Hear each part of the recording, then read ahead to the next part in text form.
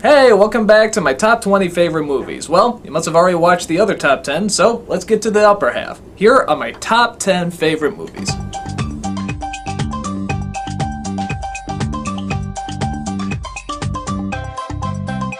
Number 10. Citizen Kane. Yeah, I know it's kind of a cliche to have this on the list, but I can't help it, I just love the movie. I saw this film in high school. I remember saying to myself, yeah, come on, greatest movie of all time, show me what you got. Literally, as soon as the movie started, I was hooked. I love the atmosphere, I love the gothic angles, and I love the character study of Mr. Kane as he's seen through various people. It's obviously the film that changed everything in terms of movie making, but it still really holds up in my opinion. I love the characters, I love the way the story is told. Every single shot in this movie is just unbelievable to look at, even by today's standards. The shadows are just wonderful. It just complements the mood and atmosphere that the movie is trying to create. Now I know it's weird putting what's considered the greatest film of all time in the number 10 spot, but remember these aren't what I consider the best films of all time, they're just my personal favorites. Either way, I think Citizen Kane is going to stay on the list. The greatest film of all time? Yeah, it's kind of hard not to like it, isn't it? Number 9. Fear and Loathing in Las Vegas. I love just how creatively ugly and unpleasant this movie is. It's so tasteless, so gross, so insane, so unwatchable, that it's hard not to appreciate it. The story about a journalist and his attorney's search for the American dream both satirizes our world while also creating its own. It's literally like you've entered another dimension, a world that's uncompromising, unsympathetic, and never apologizes for it. They're sent to Vegas, where people are told the American dream can be found, where you can go from a poor person to a rich person in one night. Their journey shows that the American dream is just flat out dead, replacing the ideals from the possibilities of the hippie movement with carnivorous greed and acceptance for mediocrity. The American dream now is savage, unfocused, and delusional. And of course it takes a person like Hunter S. Thompson to show it, always with one foot in reality and the other foot in a pit of madness. It's not always pleasant, and it's not always nice, but that's the world the movie intended on making. It's depraved, wild, and totally out of control. I've never seen a film that was both so much fun to watch and yet also so hard to watch. It's a freak of nature, to say the least, an experience like no other. God bless every demented minute of it.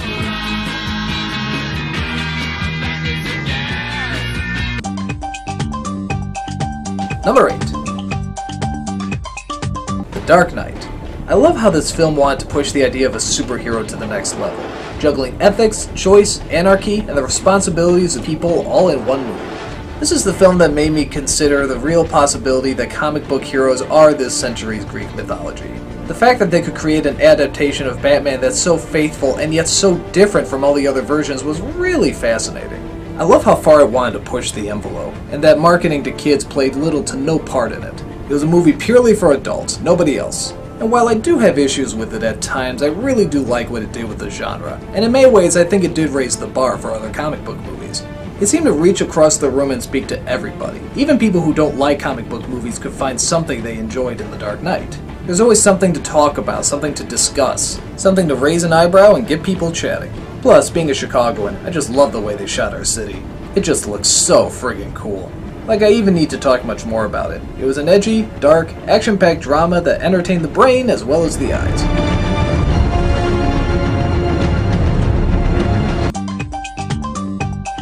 Number 7.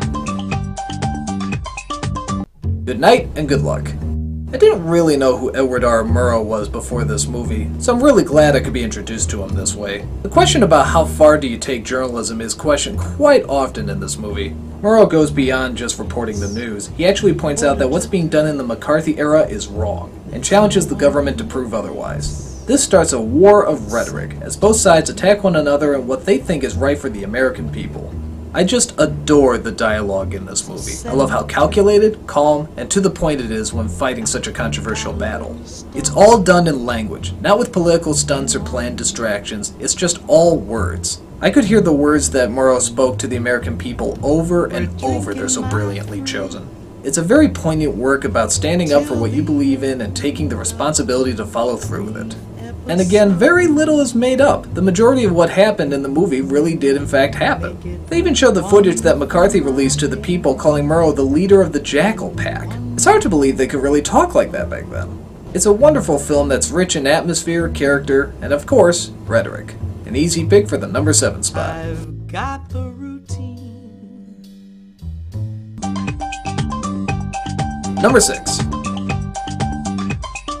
Lost in Translation. This is another one of those movies that just sort of seems like I've been on a nice trip. It's not really telling a story as much as taking you on an experience. The way Bill Murray and Scarlett Johansson work off each other is very believable and in-depth. He knows how to capture the loneliness of being stuck in a spot you didn't expect, and trying to figure out if you should do something about it or just come to grips with the pain. I'm a big Bill Murray fan, and I would actually like to see him do more dramatic work in the future. But until then, this is my favorite film of his.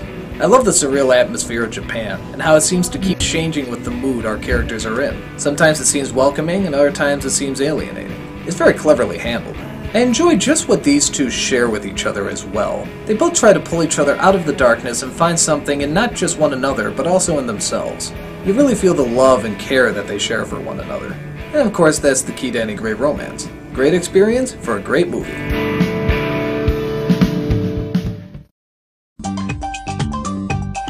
Number 5. Eyes Wide Shut. This is a movie I could probably do a whole commentary on. The issues of love, relationships, and commitment are really put to the test in this movie. The dreamlike state the film creates forces us to confront the questions of love not just on a conscious level, but also a subconscious level. What does it mean to be married? What does it mean to fully give yourself to another person, both physically and mentally? The idea of denying the possible dark truth to settle for a comforting possible lie. This seems so unsettling, but we also know that so many couples do it.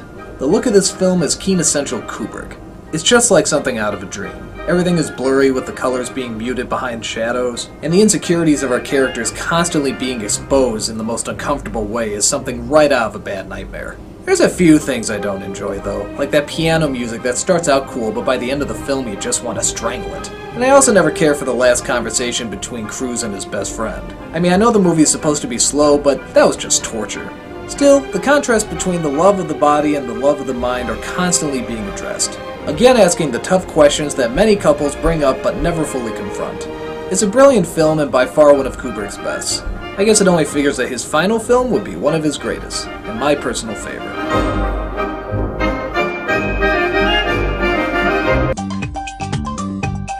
Number 4. Batman. I know it's strange putting a superhero movie over a cinematic master like Kubrick, but I really just adore this movie.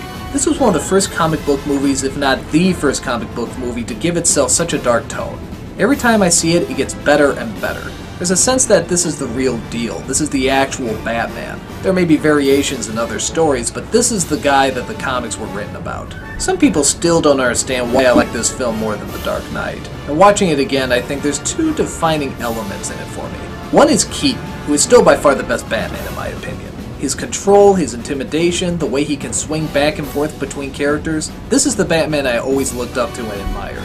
And the other element I think can be found in this scene. There's no dialogue outside of one line, it's not important to the story, it could pretty much be cut from the film altogether.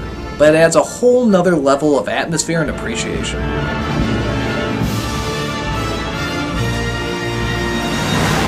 The music, the shots, the pacing, this movie actually allows you to breathe for a minute and take in the full size and scope of everything that is Batman. It really allows you to soak up the atmosphere.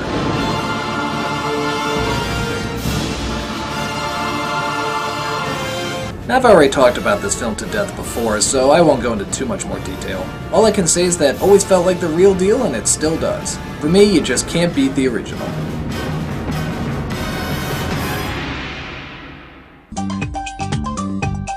Number 3. To Kill a Mockingbird. This is one of those perfect films. There's simply nothing wrong with it. Everything works. The story, the characters, the directing, but most of all, the acting. The performances from Gregory Peck and Mary Bedham are two of the greatest in cinematic history. Peck's closing argument always sends chills down my spine, it's so good. And Bedham's reaction to Boo Radley is just unbelievable. It's funny because I usually don't get into stories about prejudice and race unless it's really being analyzed. And while it doesn't really analyze why racism is around, we certainly see it from the point of view of a child, which is often a very important way to view things at times. I also really love Robert Duvall's performance. He doesn't even have a line and yet he leaves this unbelievable impression. That's a freaking good actor. I'm sure you've heard everybody talk about it and analyze it to death, so I won't bore you with too much more of it. But it really is just pure cinematic gold. It's dramatic, funny, suspenseful, powerful, and like I said before, just all around perfect.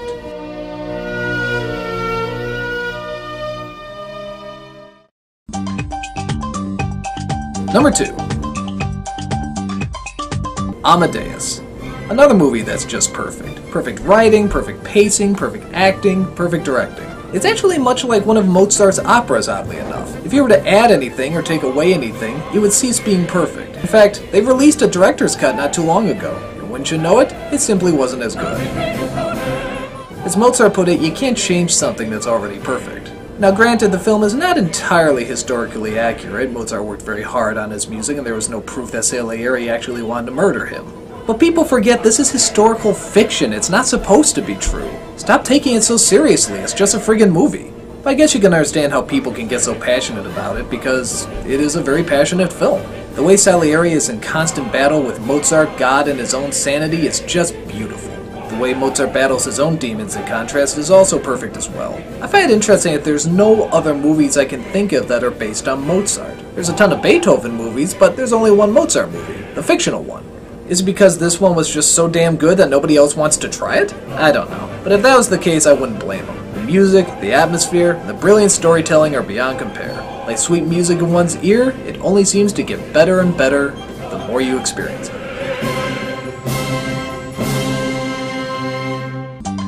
And my number 1 favorite movie of all time is Brazil. A lot of you already know this, but if you don't, Brazil is my all-time favorite movie. Why? Because it has everything that I love. Surreal images, dark comedy, over-the-top jokes, dramatic intensity, and that otherworldly atmosphere. One of my favorite books is George Orwell's 1984, and Brazil is something of a comedic version of that. It shows how bureaucracy is killing us, materials are more valuable than life, and mankind's constant quest to deny responsibility. The images at times are cartoony and strange, but can also get creepy and disturbing, much like the tone of the film. Its futuristic world we can see very much in our own world today, in how needlessly complicated we make things to supposedly make our lives easier. Its only downfall, in my opinion, is the action. Director Terry Gilliam admitted that he couldn't really think of many creative ways to show people hurting each other. But aside from that, I truly love this film. I love how warped it is, I love how dark it is, I love how straight to the point it is, and of course I love how uncompromising it is. Every time I see it, I notice something new. Something in the background or even the foreground that I never caught before. I love films that constantly continue to evolve as time goes on, and how what's trying to say only grows more and more true. This is one of those movies I could watch 1,000 times and never be tired of it. It's unique, it's creative, it's my all-time favorite movie.